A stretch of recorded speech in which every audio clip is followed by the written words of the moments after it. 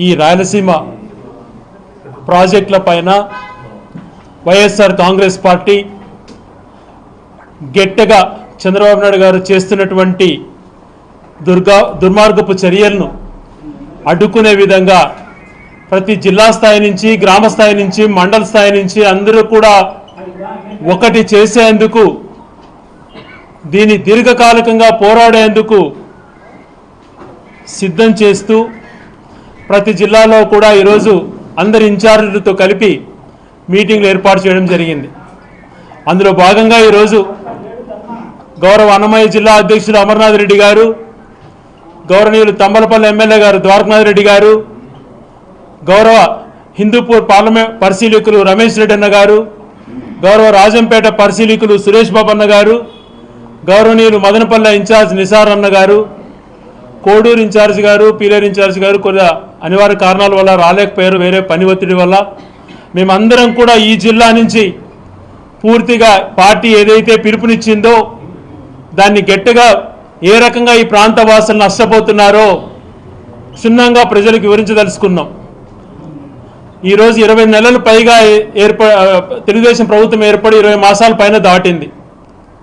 ఆ ప్రభుత్వం చేస్తున్నటువంటి వైఫల్యాలపైన అంతర్మతం అన్నటువంటిది చేసుకోకుండా తప్పులు చేసుకుంటూనే పోతున్నారు.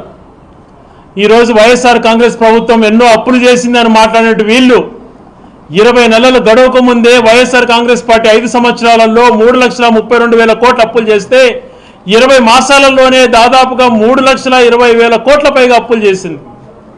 కేవలం 20 మాసాల్లోనే వైఎస్ఆర్ కాంగ్రెస్ పార్టీ 5 సంవత్సరాలలో ప్రభుత్వానికి అనేక రంగాల సంక్షేమ కార్యక్రమాలు ఇచ్చి కరోనా లాంటి పరిస్థితులు వచ్చినా కూడా 3,32,000 కోట్ల అప్పులు చేస్తే పూర్తిగా అప్పుల పాలు చేసిందని ఆరోపణలు చేసినట్టు వీళ్ళు 20 మాసాలలోనే ప్రజలకు ఏమాత్రం సంక్షేమం ఇవ్వకుండా, అభివృద్ధి చేయకుండా వాళ్ళు మాత్రం 3,20,000 కోట్ల అప్పులు చేసేశారు. మరొక పక్కన చూస్తే పసిపాపల పైన అత్యాచారాలు జరుగుతున్నాయి. ఏ ఒక్క మహిళలకు న్యాయం జరగటం లేదు. బడ్జెట్ కేటాయింపులు మనం చూసుకుంటే దాదాపుగా 1 కోటి మంది మహిళలకు 18 సంవత్సరాల నుంచి 50 సంవత్సరాల వరకు 1,500 రూపాయలు ఇస్తానని చెప్పినటువంటి పెద్ద మనిషి ₹1 మహిళలకు కేటాయించలేదు. 50 సంవత్సరాలు దాటిన ప్రతి ఒక్కరికి కూడా పెన్షన్లు ఇస్తానని చెప్పినటువంటి పెద్ద మనిషి ఇప్పటికి 20 మాసాలలో 60 సంవత్సరాలు దాటిన వాళ్ళకు ఒక్కరికి పెన్షన్ ఇవ్వలేదు. ఆ బడ్జెట్ కేటాయింపులో డబ్బులు తగ్గించాడు. పోనీ అభివృద్ధి కార్యక్రమాలకు ఏమైనా కేటాయించాడంటే అవి లేవు. ప్రతి మంగళవారం క్రమం తప్పకుండా 3,500 కోట్ల అప్పులు తీసుకుంటున్నాడు. నెల తిరగక ముందే 20,000 కోట్ల అప్పులు చేసుకుంటూ ఈ రాష్ట్రాన్ని అధోగతి పాలు చేస్తూ, అరాచక పాలన చేస్తూ, ప్రశ్నించే వాళ్ళపైన దౌర్జన్యాలు చేస్తూ పరిపాలన కొనసాగిస్తున్నారు. మరొక పక్కన తీసుకుంటే దేవదేవుణ్ణి కూడా రాజకీయ లేఖలు ఆగటం. రాజశేఖర రెడ్డి గారు 2 కొండలు చేశారు అన్నారు. పూర్తి ఆధారాలతో సహా 746 జీవోలో ఏముంది, రాజశేఖర రెడ్డి గారు ఎంత మంచి చేశారు, 747 జీవోలో ఎంత మంచిగా ఉంది, ఎక్కడైతే దేవాలయాలు ఉన్నాయో పవిత్రమైన దేవాలయాలలో అన్యమత ప్రచారాలు జరగకూడదు అనేటువంటి జీవోనే కాకుండా వెంకటేశ్వర స్వామికి సంబంధించినటువంటి 7 కొండలను పూర్తి హక్కుగా భావించి జీవోలు ఇస్తే ఆ రోజు ఈ పెద్ద మనిషి ఒక్క దగ్గరికి పోయినప్పుడు ఒక రకంగా మాటలు, ఇంకొకరి దగ్గరికి పోయినప్పుడు ఇంకొక రకమైన మాటలు మాట్లాడుతూ ఆ 2 జీవోలు 2009లో నీ ముఖ్యమంత్రి అయితే ఆ 2 జీవోలు ఎత్తేస్తానని మాట్లాడిన పెద్ద మనిషి ఈరోజు రాజశేఖర్ గారిని తప్పులు పట్టేదానికి రెడ్ హ్యాండెడ్గా దొరికిపోయాడు. చనిపోయినటువంటి మహానుభావుడు చేసిన మంచి కార్యక్రమాలు మళ్ళీ తలుచుకునేటువంటి అవకాశం కూడా కల్పించాడు ఆయన తప్పుదంలో. మరొక పక్కన లడ్డీ గురించి మాట్లాడుతూ అడ్డంగా దొరికిపోయాడు. ఈరోజు మనం తీసుకుంటే ఆయన చెప్పాడు జంతు కొవ్వు కలిసింది అని మాట్లాడాడు. ఈయన మాటలు నమ్మకుండా వైఎస్ఆర్ కాంగ్రెస్ పార్టీ నిజ నిర్ధారణ జరగాలి అని చెప్పి సుప్రీంకోర్టుకు పోయింది. సుప్రీంకోర్టు వాళ్ళు నియమించినటువంటి సెంట్రల్కి సంబంధించినటువంటి 2 అధికారులు, చంద్రబాబు నాయుడు గారు చెప్పినటువంటి రాష్ట్రానికి సంబంధించిన 3 అధికారులతో సిట్ ఏర్పాటు చేసి పూర్తిగా దేశవ్యాప్తంగా ఉన్నటువంటి అత్యుత్తమైనటువంటి ల్యాబ్లలో టెస్ట్ చేసి దానిపైన అంతా రిపోర్ట్ అంతా తయారు చేసి ఛార్జ్ షీట్ దాఖలు చేసింది. దీంట్లో ఎటువంటి జంతు కొవ్వు లేదు అని నిర్ధారించి చెప్పింది. ఏదైతే 4 ట్యాంకర్లు పరీక్షకు వచ్చినాయో, ఏవైతే దాంట్లో కల్తీ జరిగిందని చెప్పినటువంటి ట్యాంకర్ల పైన విచారణ జరిపి ఆ 4 ట్యాంకర్లు చంద్రబాబు నాయుడు గారు ముఖ్యమంత్రి ఉండగానే పరీక్ష చేసిన ట్యాంకర్లలో కల్తీ ఉందని నిర్ధారణ అయిన తర్వాత అదే ట్యాంకర్లు కాళహస్తి దగ్గర ఒక రోజు నిలబెట్టి తిరిగి లడ్డులో కలిపినటువంటి చరిత్ర చంద్రబాబు నాయుడు గారు. మరి రెచ్చగొట్టేటువంటి వ్యాఖ్యలు చేస్తూ, నిర్దాక్షిణ్యులను తప్పులు చేస్తూ, ఏ ఒక్కరిని కూడా మంచిగా చేయకుండా రాష్ట్రంలో విద్వేషాలు రెచ్చగొట్టి చేస్తున్నాడు. ఒక ముఖ్యమంత్రిగా ఉండినటువంటి ఈ వ్యక్తి, ఈ రాష్ట్ర ప్రయోజనాలు కాపాడాల్సినటువంటి చంద్రబాబు నాయుడు గారు దిగజారిపోయి పక్క రాష్ట్ర ముఖ్యమంత్రి రేవంత్ రెడ్డి గారితో ఒప్పందం చేసుకొని, మామూలుగా ఒక నానుడు ఉంది, గురు శిష్యులు ఇద్దరు అని చెప్పి, ఓటుకు నోటు కేసులో ఇద్దరు కలిసి దొరికారు అడ్డంగా. ఈరోజు వాళ్ళ యొక్క ప్రయోజనాలు కాపాడుకోవడం కోసం, ఆయనకు తెలంగాణలో మేలు చేయడం కోసం రాయలసీమ ప్రాంతాన్ని, ఆంధ్ర రాష్ట్రాన్ని తాకట్టు పెట్టాడు. ఈరోజు మొత్తంగా కృష్ణా జల యొక్క కృష్ణాకు సంబంధించినటువంటి ఆ నది యొక్క దాన్నే ఉనికినే ప్రమాదకరం చేస్తున్నాడు. 95లో ఈయన ముఖ్యమంత్రిగా ఉండి, నేషనల్ ఫ్రంట్ చైర్మన్గా ఉండి, ఆ రోజు దేవేగౌడను ప్రధానమంత్రిని చేశానని చెప్పేటువంటి ఈ వ్యక్తి ఆ రోజు కేవలం బ్యారేజ్గా ఉన్నటువంటి ఆల్మట్టి డ్యాము ఆ రోజు రిజర్వాయర్గా మార్చి 135 టీఎంసీలు ఆ రోజు చేసుకున్నారు.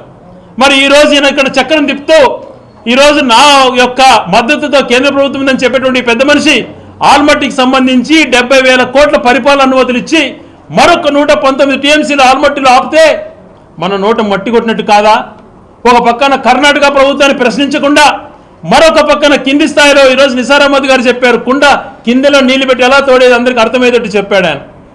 ఆ రకంగా కిందలో నీళ్లు తోడకుండే దానికి ఒక పక్కన తెలంగాణ చేస్తుంటే, ఆయనతో కుమ్మక్కై రాజీ అయ్యి కింద నీళ్లు కొట్టేస్తున్నారు. ఆల్మట్టిలో దాదాపుగా 250 టీఎంసీలు నిండి నారాయణపూర్ నుండి జూరాలకు వస్తే, జూరాల తెలంగాణ భూభాగంలో ఉన్నటువంటి దాంట్లో ఈరోజు నెట్టంపాడు, భీమా, కోయల్ సాగర్ లాంటి ప్రాజెక్టులు అక్కడి నుంచి వాళ్ళు నీళ్లు తోడేస్తున్నారు.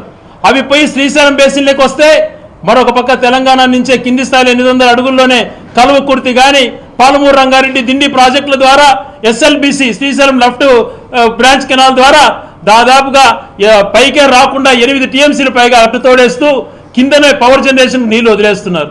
ఏ రకంగా రాయలసీమలో బతకాలి? కరువు కాటకాలతో దశాబ్దాలుగా ఈరోజు ఎన్నో ఇబ్బందులు పడుతున్నటువంటి రాయలసీమ వాసులకు చరిత్రలలో ఎన్నో దశాబ్దాలుగా అన్యాయం జరుగుతుంటే, దేవుడు దేవుళ్ళ రాజశేఖర రెడ్డి లాంటి వ్యక్తి ముఖ్యమంత్రి అయిన తర్వాత ఈ ప్రాజెక్టు, ఈ ప్రాంతం కూడా అభివృద్ధి చెందాలా అని చెప్పి శ్రీ సిటీ లాంటి సెజలు తీసుకురావడమే కాకుండా, మరొక పక్కన ఇరిగేషన్ పరంగా పోతిరెడ్డిపాడు నిర్మించి అనేక ప్రాజెక్టులు చేపట్టి జలయజ్ఞం ద్వారా కంప్లీట్ చేసి చూపించిన మహనీయుడు. కరువు ప్రాంతమైనటువంటి ఇలాంటి ప్రాంతాలలో కూడా ఈరోజు మనకు పేరుకేమో 4 నదులు పోతున్నాయి రాయచూడు చుట్టుపక్కల. ఓ పక్కన చూస్తే పాపాగ్ని, మరొక పక్కన మాండవ్య, మరొక పక్కన బహుద, మరొక పక్కన చెయ్యేరు, 4 పోతున్నాయి. 4 దాంట్లలో కూడా ఎప్పుడో పెద్ద వర్షాలు వస్తే కానీ నీళ్ళు వచ్చే పరిస్థితి కాదు. ఈ రోజుకి శ్రీశైలం పైన ఆధారపడి, కృష్ణా జలాలపైన ఆధారపడి మనం బతుకుతున్నాం. కృష్ణా జలాలు చూడగలుగుతామా అనుకున్నటువంటి రోజుల్లో ఈరోజు మన ప్రాంతానికి కూడా కృష్ణా జలాలు వచ్చాయంటే దానికి కారకులు రాజశేఖర రెడ్డి గారు కాదా అని ప్రశ్నిస్తున్నాను.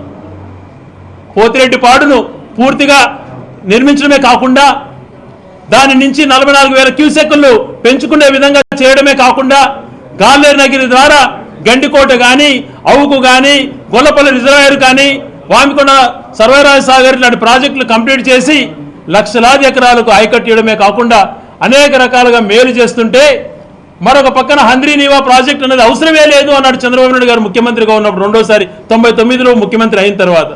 దానిని మళ్ళా టేకప్ చేసి 40 టీఎంసీలకు చేసి జీవో ఇచ్చి ఈరోజు అనంతపురం, రాయచూడి లాంటి కరువు ప్రాంతాలలో కృష్ణా జలాలు వస్తున్నాయనంటే ఆ మహనీయుడు ఒక ఆలోచన మేరకు జరిగింది. ఇవన్నీ కూడా మనకి ఇన్ని నదులు ఉన్నా కూడా ఇవన్నీ ఎప్పుడు ఫ్లో అయ్యేటి కాదు. కృష్ణా జలాలపైన ఆధారపడి ఉంటేనే మన జీవనశైలి మెరుగుపడుతుంది, మన జీవితాలకు అర్థం వస్తుంది, లక్షల ఎకరాల హార్టికల్చరల్ కానీ వ్యవసాయం చేసుకునే అవకాశం కలుగుతుంది. ఇటువంటి పరిస్థితులలో రాయలసీమ లిఫ్ట్ ఇరిగేషన్ అటువంటిది 800 అడుగుల్లోనే నేను ఇంతకుముందు చెప్పిన ప్రాజెక్టులు దాదాపుగా 8 నుంచి 10 టీఎంసీలు తెలంగాణ తోడుకుంటుంటే, ఒకవేళ జూరాల నుంచి 1,00,000 క్యూసెక్లు వచ్చేటువంటి పరిస్థితి ఉన్నప్పుడు ఒక్క అడుగు కూడా పైకి శ్రీశైలం ఎగబడేటువంటి పరిస్థితి ఉండదు. ఆ పరిస్థితి నుంచి మనకు మేలు జరగాలన్న ఉద్దేశంతో మల్లెల దగ్గర హంద్రీనీవా 837 దగ్గర ఏదైతే లిఫ్ట్ అవుతుందో దానికి ముచ్చుమరి 800 కింద అడుగులకి కేవలం 0.31 టీఎంసీనే వస్తుంది. కాబట్టి అది సరిపోదు, తెలంగాణకు 10 టీఎంసీల పైన తీసుకుంటుంది. మనం కనీసం ఒక 3 టీఎంసీల పైన 33,000 క్యూసెక్ల పైన మనం అక్కడి నుంచి రాయలసీమ లిఫ్ట్ ద్వారా తీసుకుంటే రేపు పొద్దున తెలంగాణను కూడా వాళ్ళు కూడా మన దగ్గరికి మీరు కొన్ని తీసుకుని మేము కొన్ని తీసుకున్నాం అన్నటువంటి రాజీకైనా వస్తారు. అలా కాకుండా పూర్తిగా వాళ్ళదే పైచేయిగా వదిలేస్తే మన మనుగడ ప్రశాంతకం అవుతుంది. సో 840 అడుగులు వస్తే కానీ పోతిరెడ్డిపాడుకు 2000 క్యూసెక్కులు రావు. 854 చేరితే 7000 క్యూసెక్కులే వస్తాయి.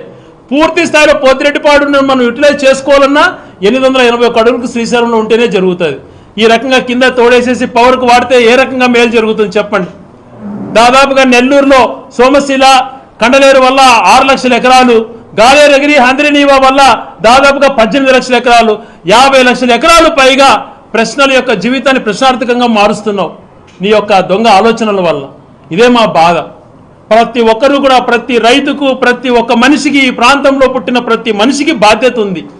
ఏమన్యాయం జరుగుతోంది, దీనిపైన ఎంత అన్యాయం చేస్తున్నాడు చంద్రబాబు నాయుడు అన్నటువంటిది మేము సుదీర్ఘంగా ప్రజల దగ్గరికి తీసుకెళ్తాం. అందులో భాగంగా మేమందరము కలిపి మన పోతిరెడ్డిపాడు కాడ మేమందరం కూడా వెళ్ళి మా యొక్క మద్దతు తెలియజేసి వచ్చాం, రైతులతో సహా అందరము పోయి. అదే రకంగా ఈరోజు ప్రతి జిల్లాలో కూడా ప్రెస్ మీట్లు ఏర్పాటు చేస్తున్నాం. దీనికి అనుగుణంగా పార్టీ పిలుపు మేరకు 1వ తేదీన మేమందరం అన్ని జిల్లాల నుంచి గౌరవ సురేష్ బాబు గారు చెప్పినట్టు ఈ గ్రేటర్ రాయలసీమకు సంబంధించినటువంటి 6 జిల్లాల యొక్క ప్రజాప్రతినిధులకు సంబంధించినటువంటి ఇంటరాక్షన్ మీటింగ్ కూడా, ఇంటరాక్షన్ కంటే కూడా ఈ అవేర్నెస్ మీటింగ్ కూడా మేము 1వ తేదీ కడపలో నిర్వహించాలన్నటువంటిది నిర్ణయం తీసుకున్నాం. ఆ 1వ తేదీన యాక్షన్ కార్యాచరణ ఏ రకంగా ముందుకు పోవాలి, ఏ రకంగా మన యొక్క పోరాట స్ఫూర్తిని ప్రదర్శించాలి, ఏ రకంగా చంద్రబాబు గారు చేస్తున్న అన్యాయాన్ని ప్రజల్లోకి తీసుకెళ్లాలి, ఏ రకంగా మన ప్రాంతానికి న్యాయం చేసేదానికి ఏ రకమైనటువంటి నిర్ణయాలు తీసుకోవాలి అన్న దాంట్లపైన అక్కడ ఒక కార్యాచరణ మేము చేసుకొని ఖచ్చితంగా దీన్ని ముందుకు తీసుకెళ్తాం. దుర్మార్గమైనటువంటి పాలన అంతమొందించేందుకు పోరాడతాం. ఈ ప్రాంత ప్రజలకు మోసం చేస్తున్నటువంటి చంద్రబాబు నాయుడు గారి యొక్క మోసపూరితమైనటువంటి నైజాన్ని ఎండగడతాం. కేవలం ఈరోజు రాష్ట్రాన్ని ఇంత అప్పుల పాలు చేస్తూ ఒక పక్కన ముగ్గురు, ఒక పక్క పవన్ కళ్యాణ్ గారు, ఒక పక్క లోకేష్ గారు, మరొక చంద్రబాబు నాయుడు గారు ప్రత్యేక విమానాలు, హెలికాప్టర్లు, దేశ విదేశాలకు కూడా ప్రత్యేకటువంటి విమానాలు ఎక్కడికి వెళ్తారో చెప్పినటువంటి పరిస్థితి, కోట్ల ప్రజాధనాన్ని దుర్వినియోగం చేస్తూ ప్రజలకు మేలు చేయకుండా విద్యార్థులకు కానీ, మహిళలకు కానీ, రైతులకు కానీ అన్ని సెక్టర్ పీపుల్ని అన్యాయం చేస్తున్నట్టు ఈ ప్రభుత్వం చేస్తున్నటువంటి మోసాల్ని ఖచ్చితంగా కూడా తీసుకెళ్తాం. ఇప్పటికే చూస్తున్నాడు వెంకటేశ్వర స్వామి యొక్క మహిమ మనకు తెలిసి వచ్చింది. ఆయన చేసినటువంటి పాపాలు ఏ రకంగా ఉన్నాయో తెలిసి వచ్చింది. ఓ పక్కన కల్తీ ఆయనదే అయినటువంటి నిర్ధారణ అయిపోయింది. 2014 నుంచి 19 వరకు ఎవరు నెయ్యి సప్లై చేశారు అని అంటే ఇందాపూర్ డైరీ అని ఉంది. వాళ్ళు L1 రాకపోయినా పంచాయతీ చేసి ఆ కంపెనీ ద్వారా వాళ్ళు నెయ్యి ట్రాన్స్ఫర్ చేయించి ఇందాపూర్ డైరీ వల్ల, ఇందాపూర్ ఎవరిది అని అంటే మ్యానుఫ్యాక్చరింగ్ యూనిట్ హెరిటేజ్ అని ఉంది. మళ్ళీ ఇప్పుడు దొరికిపోయినామంటే అది మేము మ్యానుఫ్యాక్చరింగ్ యూనిట్ కాదు, కో మ్యానుఫ్యాక్చరింగ్ యూనిట్ అంటాడు. ఈరోజు మళ్ళా అప్పుడు 328 రూపాయలకి ఈయన సప్లై చేశాడు. ఈరోజు మళ్ళా రేట్ని 600కి పెంచి అదే డైరీ నుంచి సప్లై చేస్తున్నారు. ఎవరయ్యా దుర్మార్గులు, ఎవరయ్యా దేవుడి పేరుతో రాజకీయాలు చేసేది? ఒక పక్కన దేవుడి పేరుతో రాజకీయాలు చేసి మోసం చేస్తావు, మరొక ప్రాంత ప్రజల యొక్క ఉనికిని కోల్పోయేదానికి వాళ్లకు మోసం చేస్తావు. ఎవరికి మేలు చేస్తున్నావు? పేద ప్రజలకు మేలు చేస్తున్నావా? లేదు. విద్యార్థులకు చూస్తే దాదాపుగా 6000 కోట్ల పైగా ఫీజు రీయింబర్స్ బకాయిలు పెండింగ్ పెట్టి వాళ్ళ గొంతు కోస్తున్నావు, వాళ్ళ చదువులకు ఆటంకం కల్పిస్తున్నావు. జీవనశైలిలో ఎంతో ఉన్నత స్థితికి వచ్చిన మహిళలకు డాక్టర్ రుణాలు ఆ కాలంలో జగన్మోహన్ గారు మాఫీ చేసి వాళ్ళకు 0 వడ్డీ కింద ఎన్నో రకాల మేలు చేస్తే ఈరోజు నువ్వు మేలు చేయకుండా ఉండవు. ఏ సెక్టర్లో కూడా నీ వల్ల మేలు జరగటం లేదు. ఈ ప్రాంతానికి జరుగుతున్నటువంటి అన్యాయాన్ని పైన ఖచ్చితంగా మేమందరం ఒకటై పోరాడతాం. రైతుల యొక్క ప్రయోజనాలు కాపాడుకోవడం కోసం ఎంతకైనా మేమంతా కూడా ఒకటై గతంలో 85లో గౌరవ రాజశేఖర రెడ్డి గారు, మైసిరెడ్డి గారు, రమణారెడ్డి గారు ఆ కాలంలో చేసినటువంటి పోరాటం ఇప్పుడు కూడా ప్రజలు అనుకుంటుంటారు. అంత ఆ స్ఫూర్తిని తీసుకొని మేము కూడా అవసరమైతే అందరము ఒకటై ఈ ప్రాంతాల యొక్క ప్రయోజనాలు కాపాడడం కోసం దీనిపైన నిరంతరం ప్రజలకు అవేర్నెస్ క్రియేట్ చేసి ప్రజల కోసం పోరాడతామని చెప్పి తెలియజేస్తున్నాం.